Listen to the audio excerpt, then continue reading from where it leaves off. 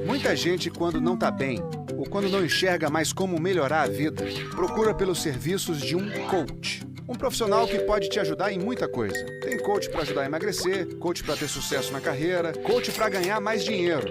Mas será que todos esses profissionais realmente são habilitados para isso? O que faz de alguém um coach? Eles não são poucos, não. 71 mil atuando no mundo, segundo estimativas da International Coach Federation, a maior organização sem fins lucrativos desses profissionais, que estão por toda parte. É só fazer uma busca rápida, bota aí, coach.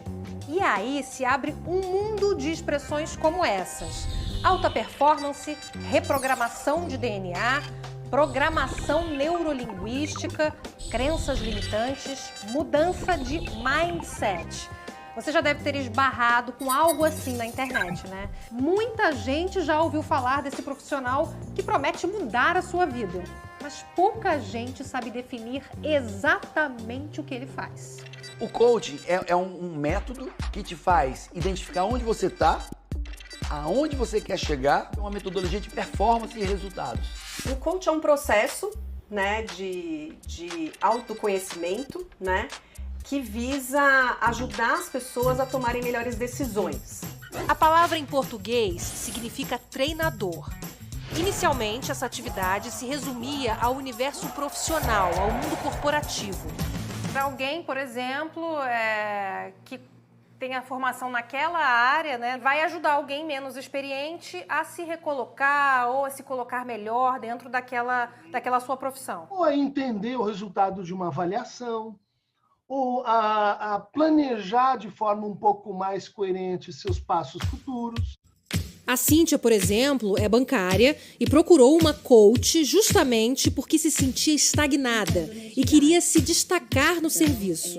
Ela me orientou em várias etapas para que eu pudesse melhorar a minha comunicação, o meu comportamento em relação aos demais colegas, a minha chefia, como eu posso lidar com a meta do dia a dia. Você hoje atingiu assim, um desempenho muito maior dentro da sua empresa?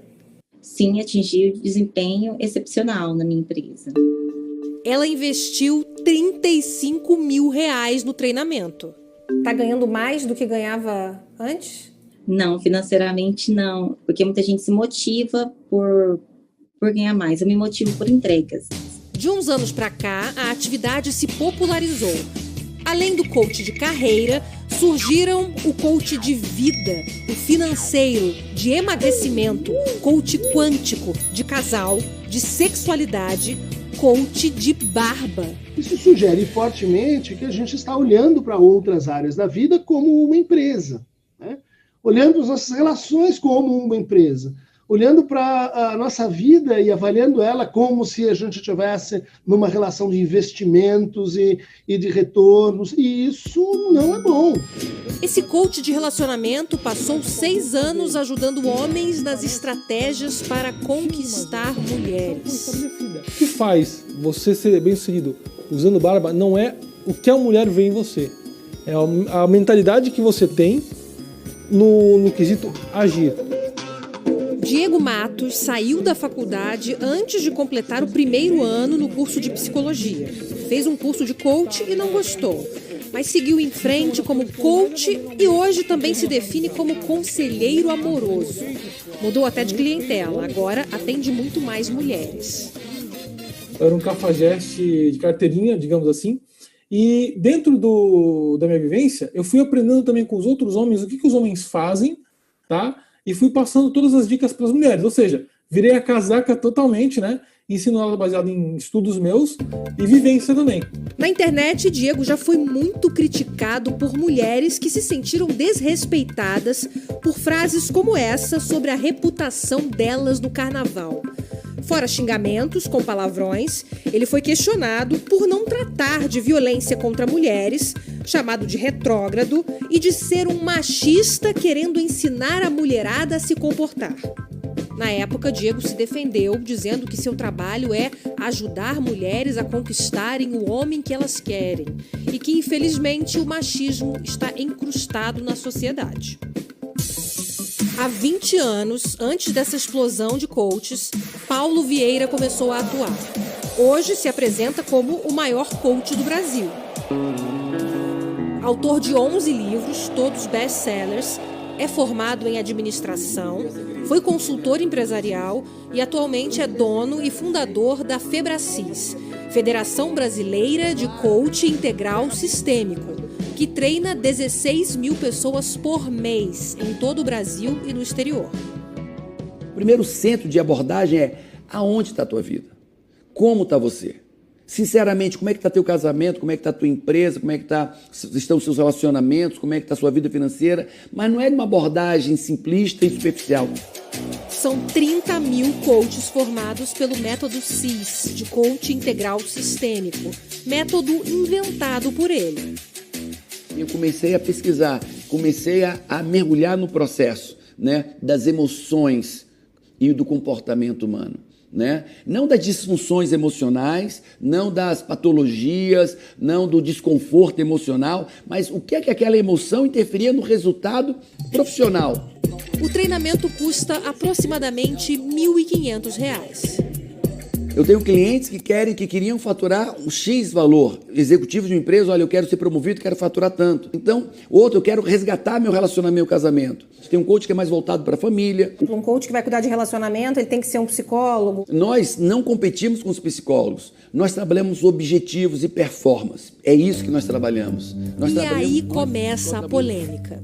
A gente vai entender que é uma espécie assim, de acompanhamento da forma como a gente cria os filhos, como a gente está nos nossos relacionamentos amorosos, como a gente conduz nossas amizades. E isso realmente se parece muito com uma psicoterapia. Em que momento que o coach entra num campo que seria de uma terapia, de uma psicologia, de uma psicanálise? Ele não entra nunca. Se eu pergunto para quem está nos assistindo, como está a relação com seu filho? E agora vamos criar um plano de ação. E aí nós temos N ferramentas que vão ajudar essa pessoa a mudar comportamento em relação ao seu filho, mudar a atitude. No fundo, são práticas, né, que dizem para a pessoa aquilo que ela quer ouvir.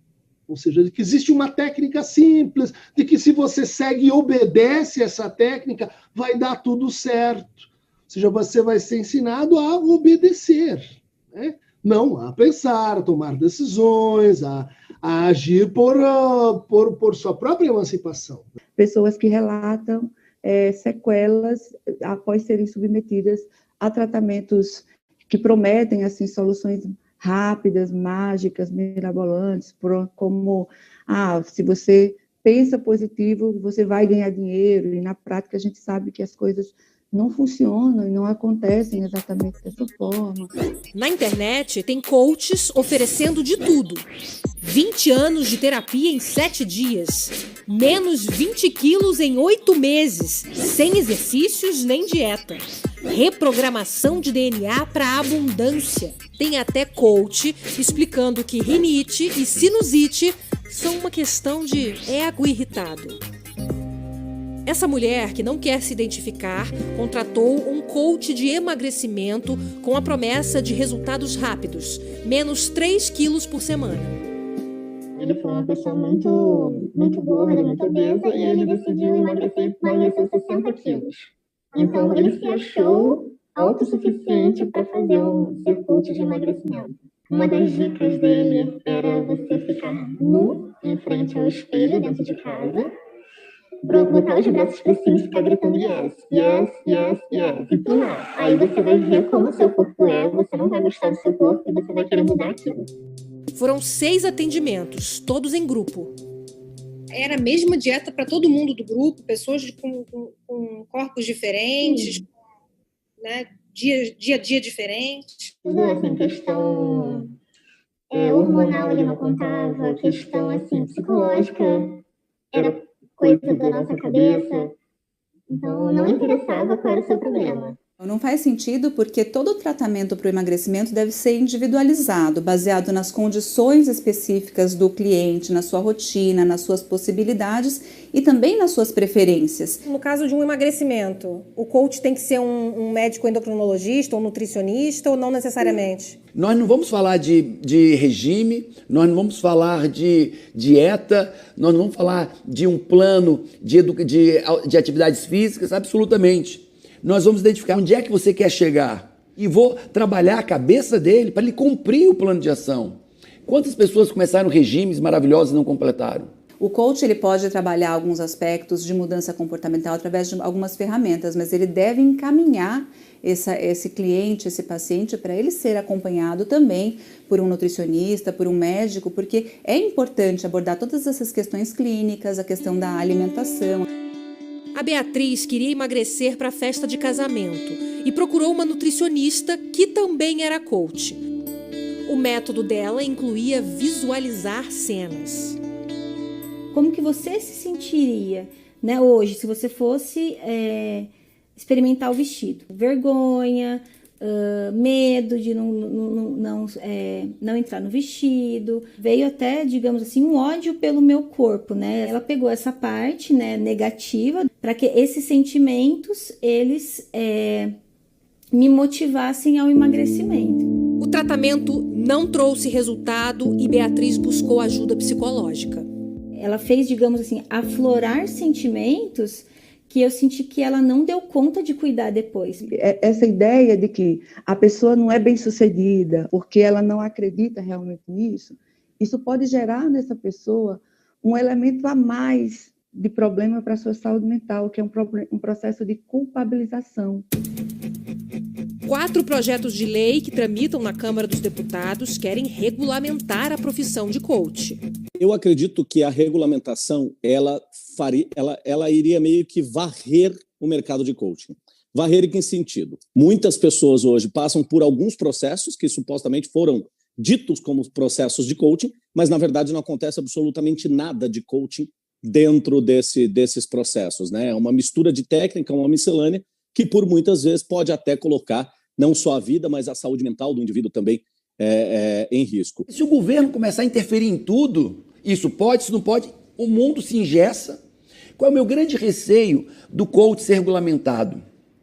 É ele ter dono. Você acha que automaticamente os maus profissionais vão ser eliminados do mercado? Já são. A gente vê isso com muita clareza. Paulo Vieira diz que o método dele não mexe com as emoções das pessoas.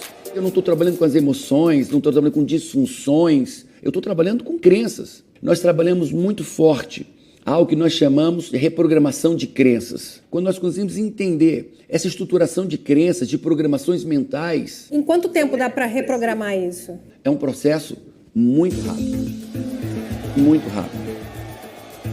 Para esse neurocientista, qualquer transformação desse tipo leva muito tempo. A forma como a gente responde emocionalmente às demandas do dia a dia, ela foi definida por vários elementos, pela tua genética, pela tua história de vida. Então, de repente, alguém trazer que um método consegue mudar radicalmente vai contra a própria forma como o nosso sistema neurobiológico se desenvolve ao longo do tempo. Exige esforço, exige dedicação, exige muito tempo de terapia. Não é simples dessa forma. Então, é pegar um produto que não tem evidência e tentar dar uma roupagem técnico-científica usando termos pensados daqui e da acolá. Na internet, há muitos relatos de quem ama e também de quem não ama. O Júlio adora falar mal.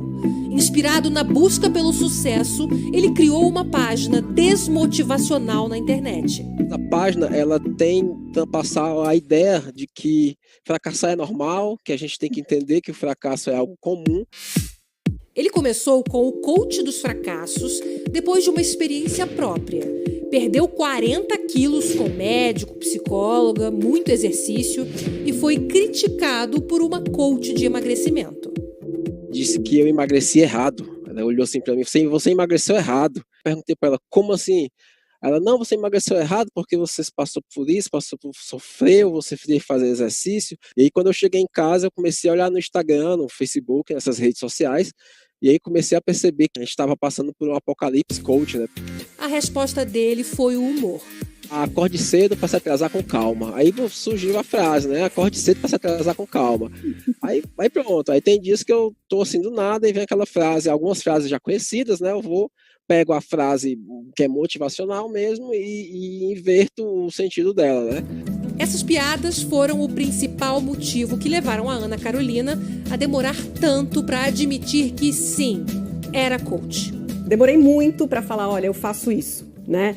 Comecei a dar outros nomes para esse processo, inclusive para não ser confundida com esses coaches.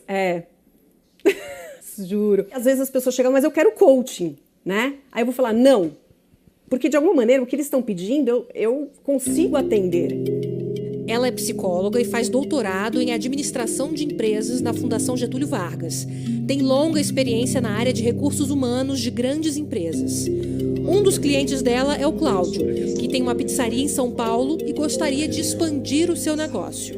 Eu gostaria de chegar um dia e falar, eu tenho 100 funcionários. Mas que quanto mais você cresce, talvez mais a questão do controle ficaria mais sensível, né? Eu tenho uma certa dificuldade em delegar atribuições. O controle talvez seja um ponto fundamental, porque ele pode atrapalhar outros planos que você tem, né? Seja de aumentar, né, a visibilidade do seu negócio, ou impactar mais pessoas, ou abrir novas filiais. Mudar de vida envolve cuidados, dedicação, mas tem um primeiro passo até simples.